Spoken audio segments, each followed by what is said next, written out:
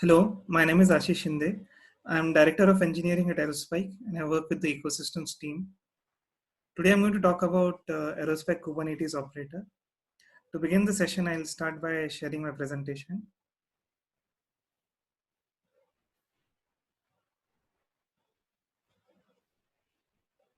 So we'll go over the outline for this session.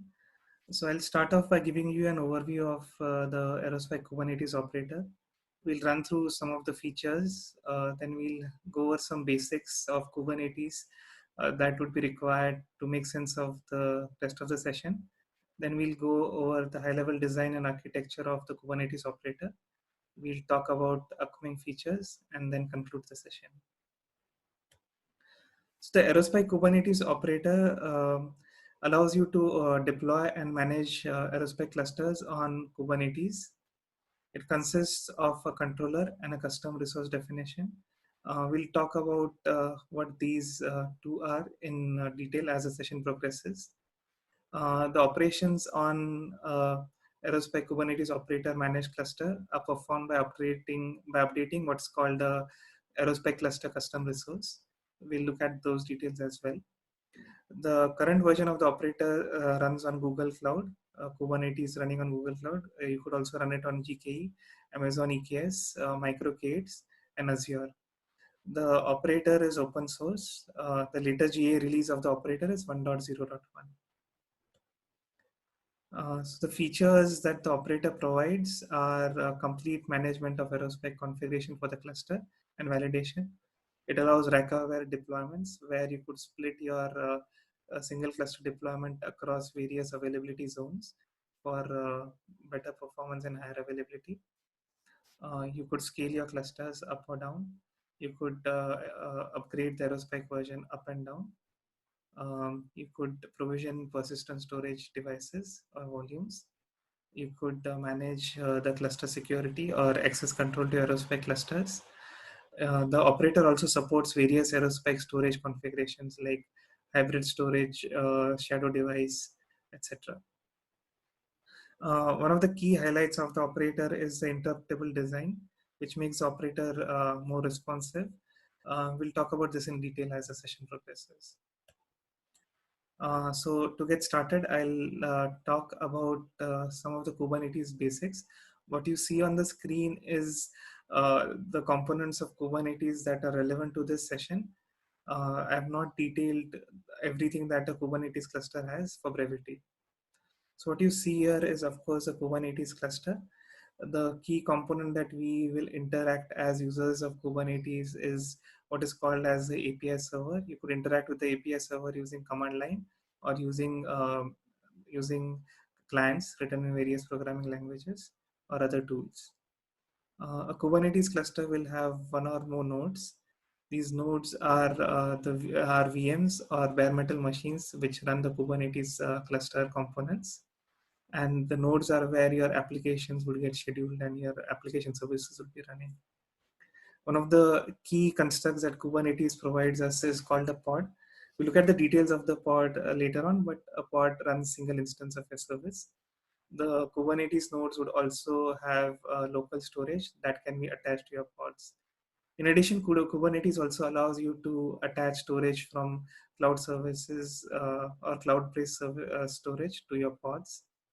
One of the ways in which you access your services is through creating a construct called service, which is an entry point to your application.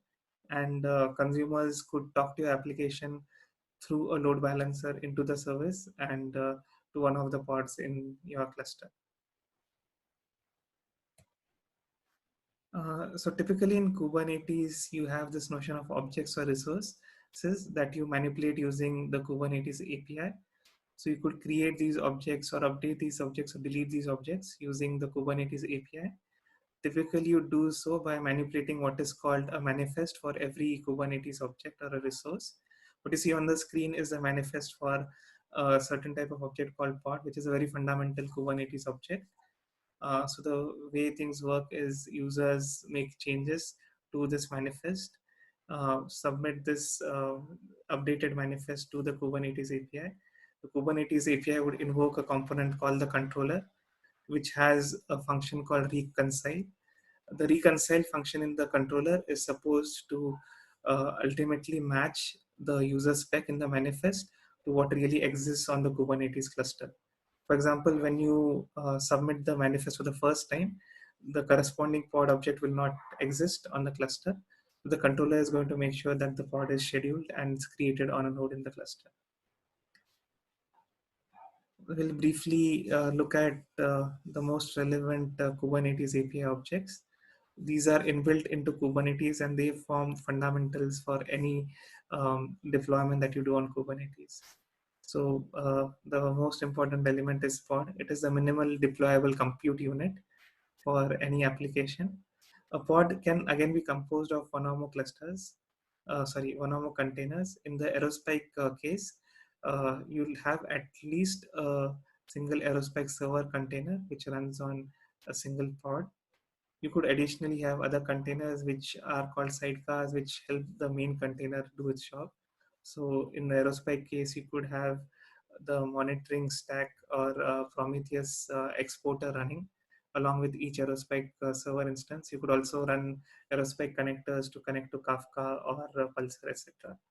Then pods also have something called as init containers. The init containers are invoked the first time a pod starts, and their job is to do initialization. The initialization could be device initialization or some config management, etc. The other critical Kubernetes object is called a service. It serves as an entry point to your application. So generally, pods are ephemeral in Kubernetes. They could be brought up or down. Their IPs can change. They could move across nodes. Uh, so you could use a construct called a service, which is a static or a non-ephemeral entry point to your application. It has an IP address. It has a well-defined name within the Kubernetes cluster, using which external applications or other applications within the Kubernetes cluster could consume your services. Then we have persistent volumes, which can again be file system based or block volumes that can be attached to your pod for storage. Then we move on to something called as Kubernetes API resources. Some of these are inbuilt constructs that Kubernetes provides. Kubernetes API resource is a collection of one or more basic Kubernetes API objects or other Kubernetes resources. For example, one of the API resources is called a stateful set. It is used to manage pods for stateful applications. The other important thing to note about Aerospike is two Aerospike server instances are not identical in terms of what partitions they store. The partitions for Aerospike namespaces are uniformly distributed across the cluster, and it's not necessary that two pods will host the same set of partitions. So this is one of the use cases for stateful sets where they manage non-identical pods. Then Kubernetes also allows users to define or extend the base Kubernetes functionality by adding custom resources. This is what the Aerospike operator does. So the Aerospike Kubernetes operator has three basic components. The first component is a CRD, which is an acronym for custom resource definition. This custom resource definition defines a new type of resource and adds it to Kubernetes. The resource is called Aerospike cluster, which stands for a single Aerospike cluster, which can have one or more Aerospike server instances running. The second component of the operator is what are called webhooks. These are hooks which the Kubernetes system allows custom implementations to hook onto to intercept changes that users make to resources within Kubernetes.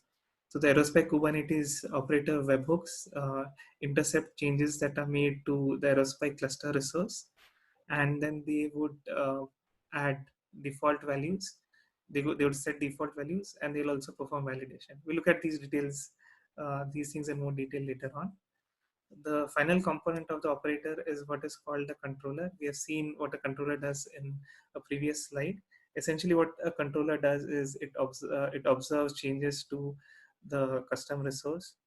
Then it figures out what is the difference between the changed custom resource manifest and what is physically deployed onto the Kubernetes cluster. And then it acts on these changes to bridge the gap between user specification and what is actually deployed. The operator is built on a framework called Operator SDK, and we have used Go as our language for implementing the operator. So now we'll actually move into a bit of the high-level design and architecture of the operator. At the core of the operator is the Aerospec cluster custom resource. So the operator currently manages or creates a single custom resource. The custom resource contains the following major sections. You have the cluster specification, which has things like the size. Then you have the Aerospec configuration, which is configuration to be applied to all nodes in the cluster. You have storage definitions for persistent volumes that you want to attach to the pods running Aerospike servers. You have rack specific configuration, and in addition, you could define sidecars for for implementing monitoring or adding connectors to the Aerospike servers. So here is one example manifest for a Aerospike cluster. Different sections are color coded just to separate them out cleanly. So because the manifest file is a little bit large, I've divided it into 3 columns. So if you start and right at the top, you have some metadata which applies to every Kubernetes object or resource. So you have some version of the API, then the kind. The kind defines what type of object follows in this manifest file. And there's metadata, which includes the name of the resource. In this case, the resource is an Aerospike cluster, and we have named it Aero cluster. Then you have something called as namespaces within Kubernetes. I'm talking of Kubernetes namespaces, not Aerospike namespace. So in Kubernetes, objects can be grouped together into namespaces, and the names of objects have to be unique within the namespace. Next, we move on to the specification of the object. So the first element that you see in the manifest is the size, which is the number of Aerospike server instances we want in the Aerospike cluster. The next element is the image, which is the Aerospike image to be applied to all nodes in this particular cluster. So we have chosen the 5.5.0.3 version of Aerospike in this case.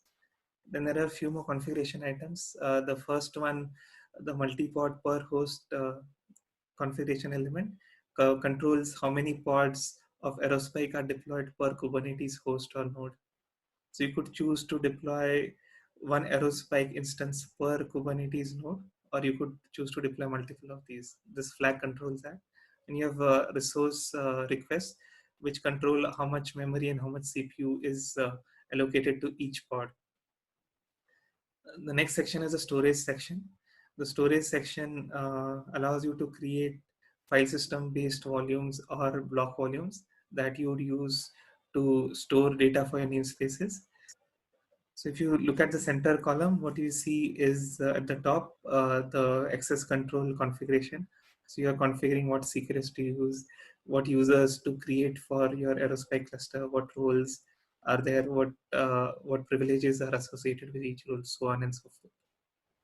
The next section, which is called Aerospike config, and it is highlighted in blue, contains a YAML version of the Aerospike configuration.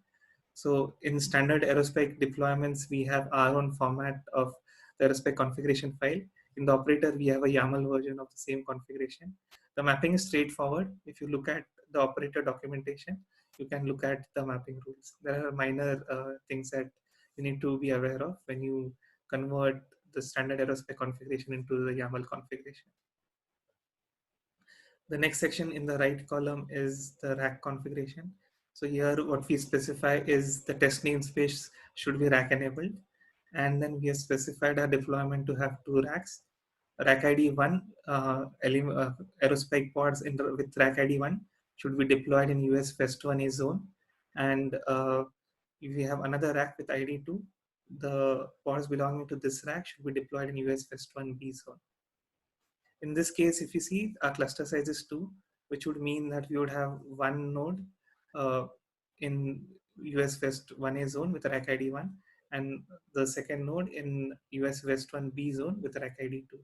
So the operator would make sure that your clusters are uniformly split across the racks that you have configured. Again, just to make it clear, the rack configuration is optional. You could run your Aerospike clusters without having any rack specific configuration. The last section is called pod spec. It has one key element called sidecar. So here you could choose to have other containers run along with Aerospec. The containers could be the Aerospec Prometheus exporter, which allows Prometheus to scrape Aerospec metrics from the Aerospec server instances. In addition, you could actually run Aerospike connectors as sidecars to ship data from Aerospike to, let's say, Kafka or Pulsar or some GMS-based messaging queue. Now what we do is look at the resources that Aerospike Kubernetes operator creates. So as I mentioned before, the custom resource that we have will create or will use some of the more basic resources for implementing an Aerospike cluster. So in the Aerospike Kubernetes operator case, what we do is we create a resource called stateful set. I talked about it a few slides before for every rack. So if your deployment does not have any racks, we still have a rack with ID 0 created and a stateful set created for that rack. This stateful set will create one or more pods based on how many pods are to be scheduled for that rack. The operator computes this number. The stateful set is also responsible for creating the storage devices or persistent volumes for each pod and attaching them to the pod. So all of this is taken care by the stateful set implementation. We do clever things to tweak the stateful set and get our job done from the stateful set in the operator. So we'll now move on to the crux of the operator, which is called reconciliation. Reconciliation is the business logic of matching the user spec to what is currently deployed onto the Kubernetes cluster. I'll just briefly walk you through the goals for our reconciliation process. So the most important goal was to be correct. By correctness, what we mean is when the operator is manipulating the Aerospec cluster, we need to make sure that the operator ensures there is no data loss. So all the data should be intact, irrespective of what operation is being performed or what rollbacks are performed or what interruptions happen. The cluster should never lose data. The other key aspect of reconciliation is we need to make sure that ongoing client transactions are not hampered. So all the things that we do should be such that client transactions don't get hampered or receive errors while the cluster is being modified. The second key goal of the operator is to be responsive, which means that long-running operations should be interruptible. You should have the ability to roll back long-running operations, and then the steps that the operator takes to manipulate the cluster should be optimized. So what I mean by this is currently the operator allows you to do multiple changes in the same go. So you could, for example, resize the cluster and change Aerospike configuration and add rack. A lot of these things could be done together.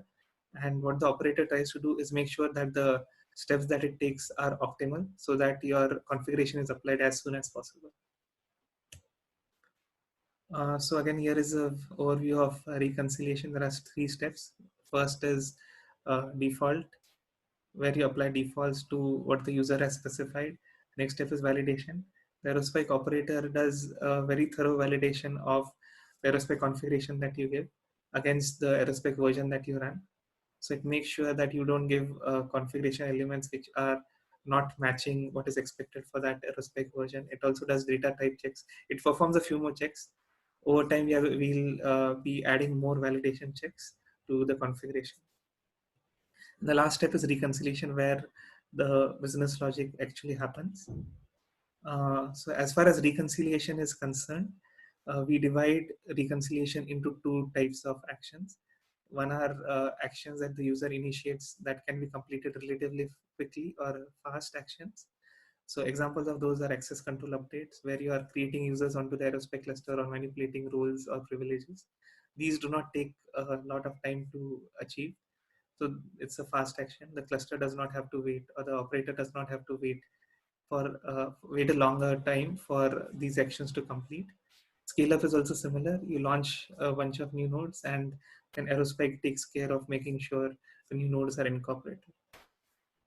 As opposed to fast actions, we have a few actions which take a long amount of time to complete. So these actions uh, depend on your data size, the number of nodes you have in your cluster. So I'll just walk you through, for example, scaling down nodes. So let's say you have a cluster running 5 nodes and you need to scale it down to 3 nodes, which means you need to take down 2 nodes to achieve the scale down.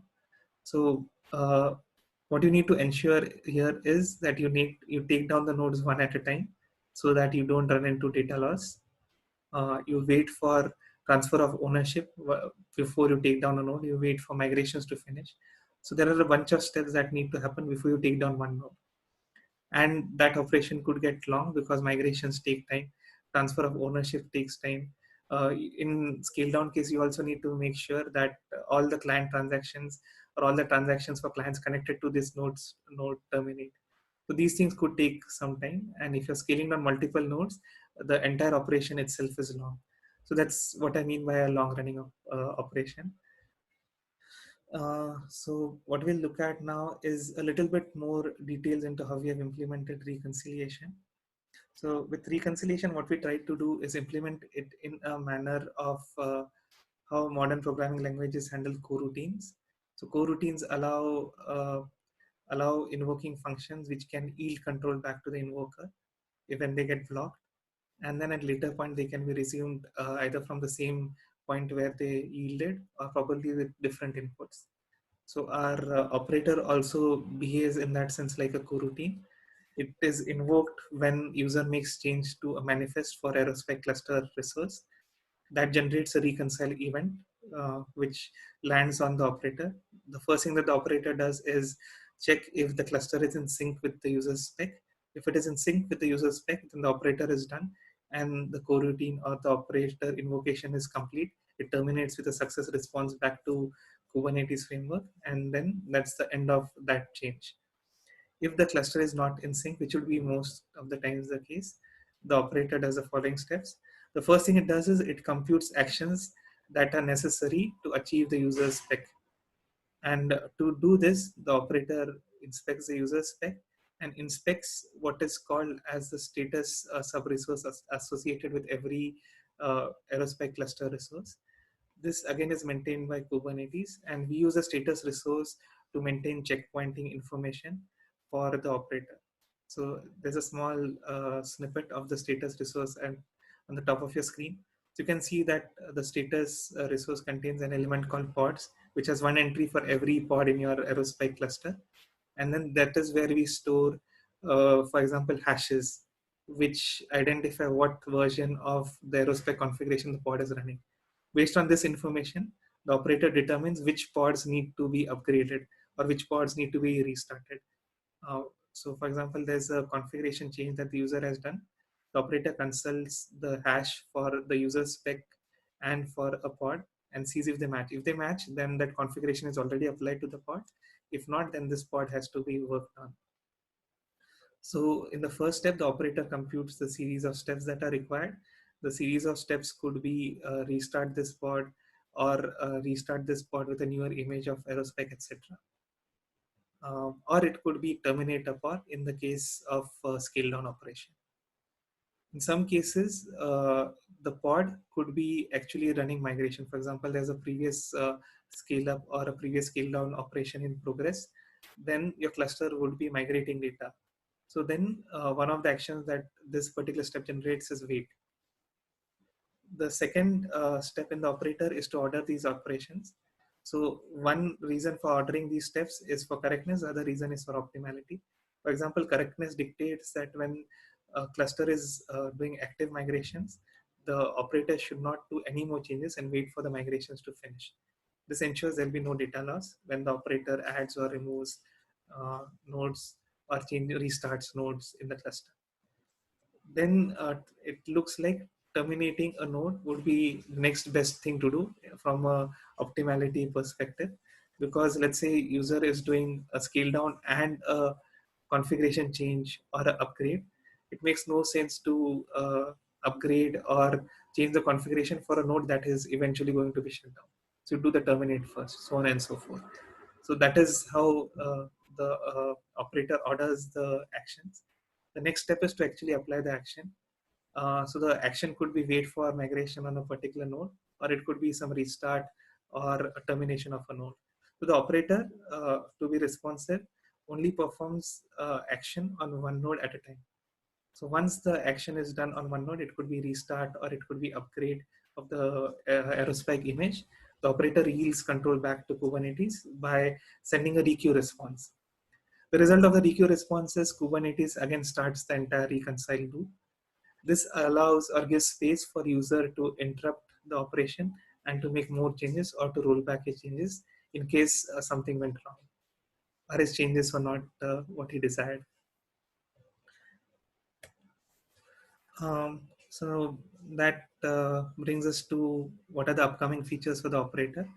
So what we are working on in the next few releases is OpenShift support, which includes certifying both our operator and the Aerospike container images for running on OpenShift clusters.